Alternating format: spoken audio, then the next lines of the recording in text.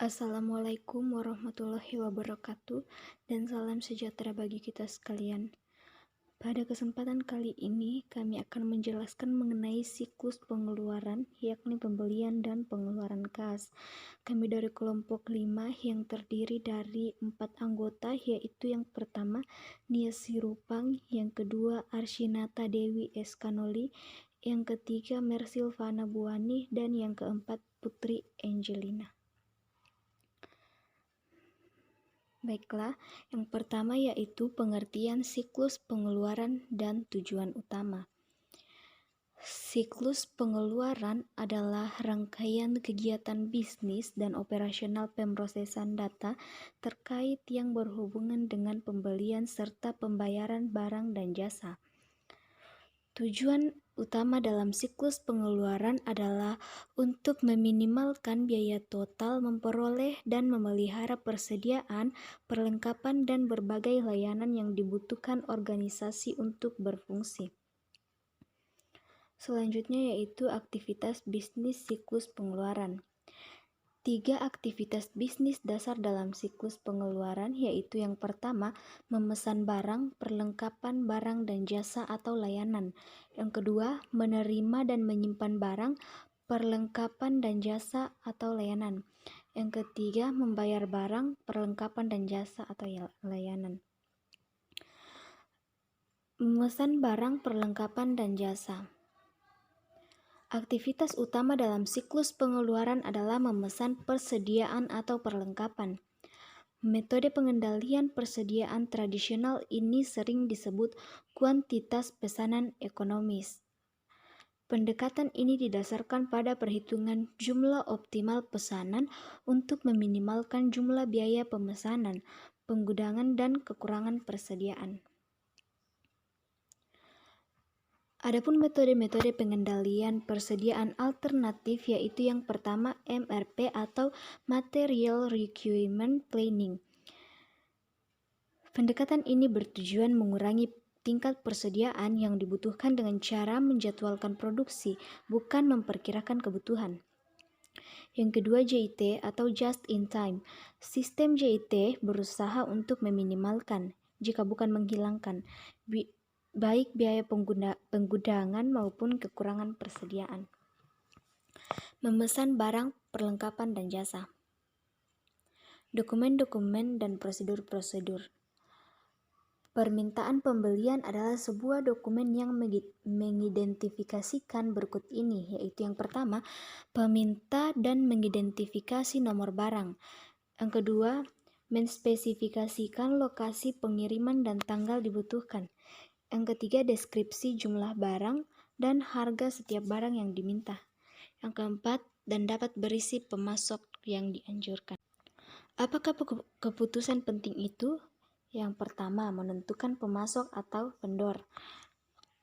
Faktor-faktor apakah yang harus dipertimbangkan dalam membuat keputusan ini?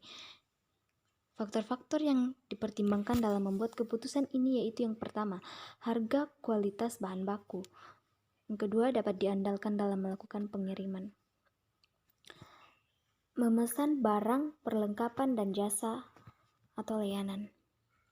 Dokumen-dokumen dan prosedur-prosedur.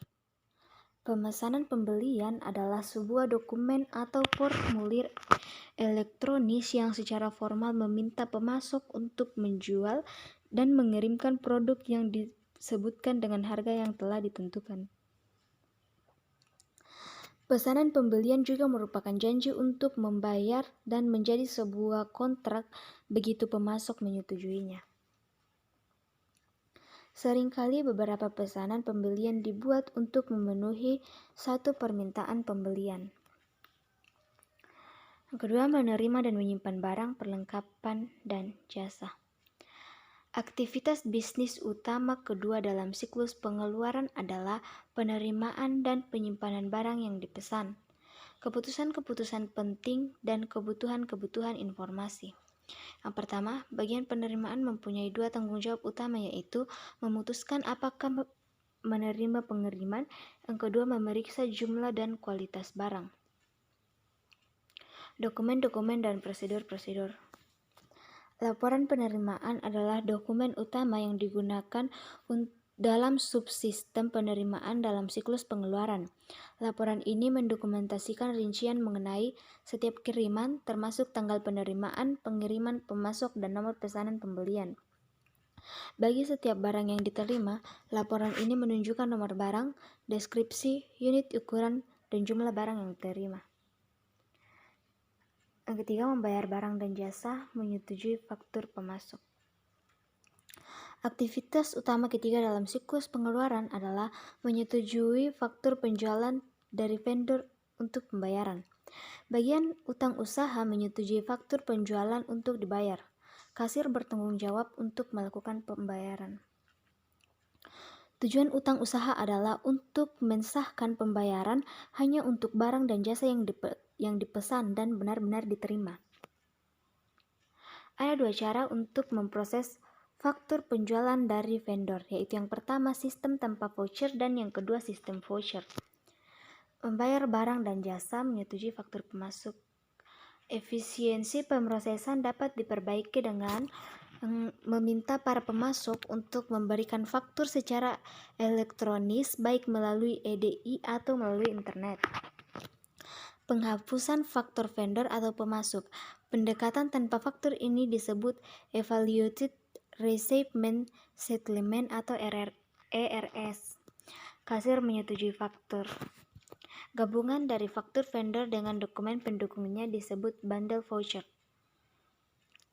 Keputusan penting dalam proses pengeluaran kas adalah menetapkan apakah akan memanfaatkan diskon yang ditawarkan untuk pembayaran awal.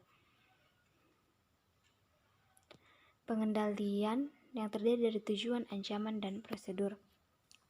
Fungsi lain dari SIA yang dirancang dengan baik adalah untuk memberikan pengendalian yang cukup untuk memastikan bahwa tujuan-tujuan berikut terpenuhi. Yang pertama, transaksi-transaksi diotorisasi dengan tepat. Yang kedua, transaksi-transaksi dicatat dengan valid. Yang ketiga, valid otorisasi transaksi dicatat.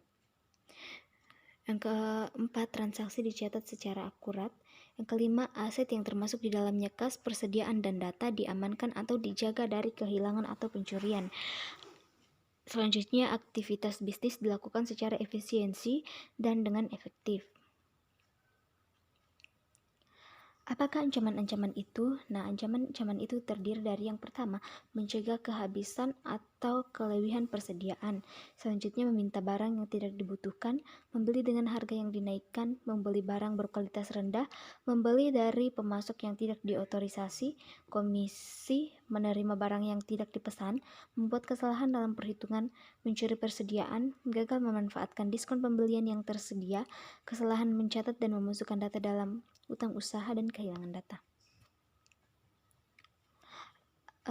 Prosedur pengendalian itu yaitu yang pertama, sistem pengendalian persediaan, kedua, analisis kinerja pemasok, selanjutnya persetujuan permintaan pembelian, batasi akses ke permintaan pembelian kosong, konsultasi daftar harga, pengendalian anggaran, gunakan daftar pemasok yang disetujui, persetujuan pesanan pembelian, pemesanan pembelian sebelum penomoran, larangan hadiah dari para pemasok, insentif ke semua rekening pengiriman, pengendalian akses fisik, cek ulang akurasi faktur, pembatalan pengepakan voucher. Demikianlah yang dapat kami sampaikan pada video kali ini. Atas perhatiannya kami ucapkan terima kasih. Mohon maaf bila ada kesalahan kata dalam presentasi ini. Terima kasih. Dan wassalamualaikum warahmatullahi wabarakatuh.